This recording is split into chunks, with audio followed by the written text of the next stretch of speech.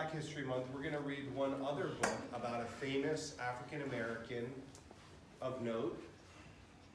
This is called Testing the Ice, a true story about Jackie Robinson by Sharon Robinson and Kadir Nelson. Robinson. Jackie Robinson. The year was 1955. Dad was in his 9th season with the Brooklyn Dodgers.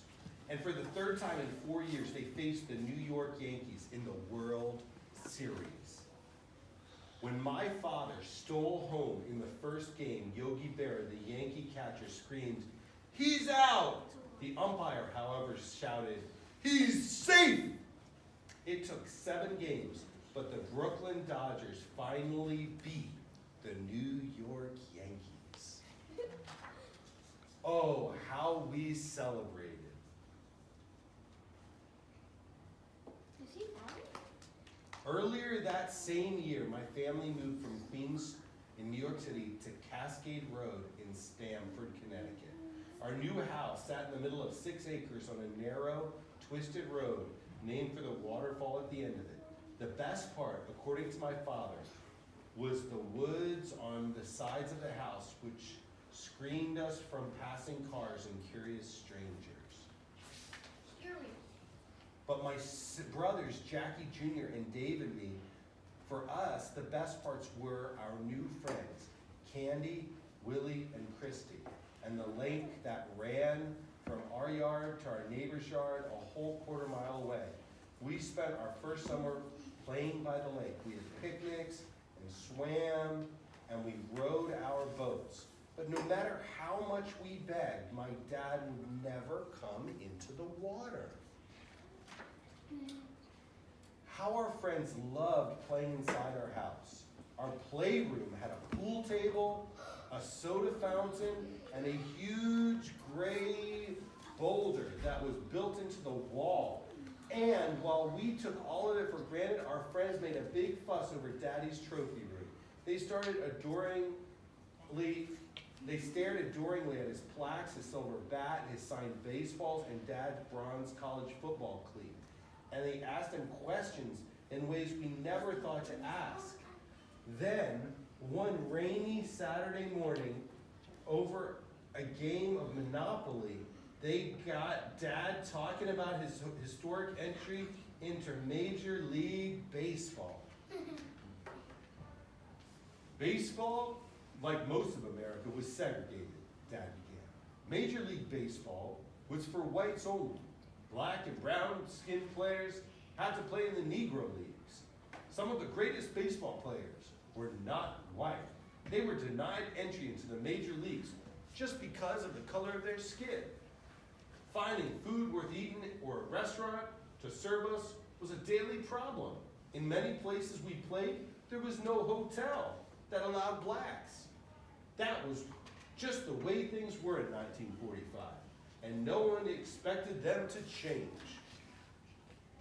I was playing for the Monarchs when Branch Rickey approached me. He said that he could get me into the Brooklyn Dodgers. "I know that you're a good player, Mr. Ripley Park, but do you have the guts for this?" The next few minutes were tough, as Rickey warned that I would be called all kinds of names, threatened, and attacked physically. The next question he asked startled me even more. Could I take this all and still control my temper? I thought all the doors opening to other black players after me, and how the color barrier of the baseball world would be shattered. There was only one answer. "I'll do it," I said. Okay, this is the only, go ahead. Who is Jackie Robinson's dad or the son? Right now it's him talking. It's the actual Jackie Robinson talking. Okay? And the girl wrote the book. So when she was saying my dad, it's his daughter talking. Okay? But right now he's talking. Playing for that first spring was tough, especially the game between the Dodgers and the Phillies. Some fans cheered me. Others shouted insults that were so bad I had to struggle to keep my temper from exploding. After 7 scoreless innings, we got the Phillies out in the 8th, and it was our turn at bat. I led off. The insults were still coming. I lined in the center field for a single and took my lead. I cut out for second. The Phillies pitcher threw wide. The ball bounced past the shortstop. I rounded third and made it home. That was a sweet victory. When we were all there, wide-eyed, listening to his every word, my dad was amazing. Guess you showed Miss Ricky that you had guts, Candy said. Sure did, Jackie Jr. replied proudly. That's why he won his first Rookie of the Year award. Yeah, and the Most Valuable Player award, too, Willie added. Bet you get into the Hall of Fame someday. Dad wasn't into bragging, but I caught his lip curl into a smile. Dad retired after the 1956 season in a surprise move that shocked his fans, but he didn't stop there. After baseball, Dad took a job as vice president of Popular Coffee Company, wrote books, walked in protest marches along Dr. Martin Luther King Jr., and raised money for the civil rights movement. And best of all, he was home more. Who here's dad works a lot? Does anyone have a dad who works a lot? Isn't it nice to have him home more on weekends or when you see him? Yeah. With Dad home, we did more as a family. The lake provided us with the most fun through every season of the year.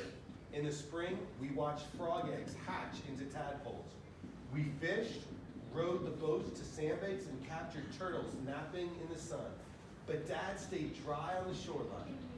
In the summer, we challenged ourselves to swim across the width of the lake, but Dad cheered from the safety of the sandy shore. No matter how hard we pressed, Dad always found a reason not to get into the water. I wonder why. In the winter, the lake froze. My brothers and I huddled in the living room with our parents as we listened to the eerie sounds it made.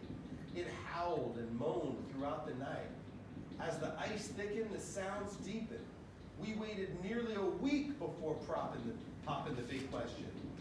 We found Dad sitting on the fireplace reading the newspaper. A hot fire crackled and hissed. We want to go ice skating, we all shouted together. He looked up to 6 eager faces. What did your mother say? She said we could, we told him, just as long as you come with us. Dad looked anxious. That means worry. It's below freezing, he reminded us. Then the ice should be good and frozen, Jackie Jr. said. Yeah, strong enough to hold even you, David chimed in. Please, Mr. Robinson, Candy and Willie pleaded together. Christy and I want to practice making figure eights, I added. Dad smiled proudly. So it's figure eights today, is it, Char? Bean, yes, Daddy, we've been practicing in our socks. Well, in that case, he said, hiding sheepishly behind his newspaper, I guess we should go. The mad scramble began. We all ran from room to room looking for Dad's gloves, hat, and coat. Then we stood in front of Dad's chair, pleading, making funny faces, and hurry up signs until he finally put down the paper. Very slowly, he pulled on one giant black rubber boot, then the other. When Dad was dressed, he reluctantly led the way. We marched behind him, pushing him as we walked out the sliding glass doors, down the back stairs, and down the hill. When we reached the edge of the lake, Dad turned to us and said, wait. Jackie, David, Candy, Willie, Christy, and I came to an abrupt halt. Then he ran to the house and returned with a shovel and a broomstick. As we lined up on the lake's edge, Dad eased into the snow-covered ice. Dad, be careful, I shouted. Don't fall in, David screamed. I grabbed Christy's mittened hand and squeezed. What's wrong, she whispered. I'm scared, I replied as the reality suddenly dawned on me. My dad can't swim. Jackie Jr. twisted the cord attached to his sled. David, Candy, and Willie stepped closer to the edge of the lake. Dad went further out. The ice crackled beneath his feet. He took another step, then cleared the snow free from his path with the shovel. From the cleared spot, he was able to tell how thick the ice was. Before he placed one big foot on front of the other, he tapped the ice with his broomstick, testing it for weakness or cracks. Tap, tap, tap. Dad took a few steps. Tap, tap, tap. Then he took a few more steps. But just as he was able to pronounce the "I safe," boom! A terrible noise roared below from the ice. "Dad," I shrieked. I was sure the ice was going to open up and swallow him. Jackie Jr. stood ready to shove his sled to Dad. David, Candy, and Willie inched close to my brother. We waited for what seemed to be forever. "It was just an air bubble," Dad called to us, and the sound moved us down the lake. Dad took a few more steps, tapping as he moved to the deepest part of the lake. He stopped, gave one last tap with his stick, then turned to us and called out, "It's safe. Put on your skates." We cheered loudly as we could, and we skated circles around Dad as he walked back to solid ground. All I could think of was my dad was the greatest man alive. Now years have passed, and we understand even more courage it took for my father to step out on the ice. In fact, Dad had the same courage on the ice that day as he did when he broke the color barrier in baseball. No one really knew what would happen, but he felt his way along an untried path, like a blind man tapping for clues. That was Jackie Robinson, and that was my dad, big, heavy, out there alone on the lake, testing the ice to make sure it would be safe for us. And he did it, even though he couldn't swim. And remember, do you know why he never learned how to swim? Would they let black people into public pools back then? No. And that's why he never learned how to swim. But he still had the courage to care about his family. And so he, even though he didn't know how to swim, he got out there on the ice. Yay! How did you like the book? Yeah? Mm-hmm. I like it. You liked it? Yeah. What's the time? How much time do we have left? You mean? The book is over there. Yeah. What time do you have? It's 11:18. 11:18. So we start at 10:45.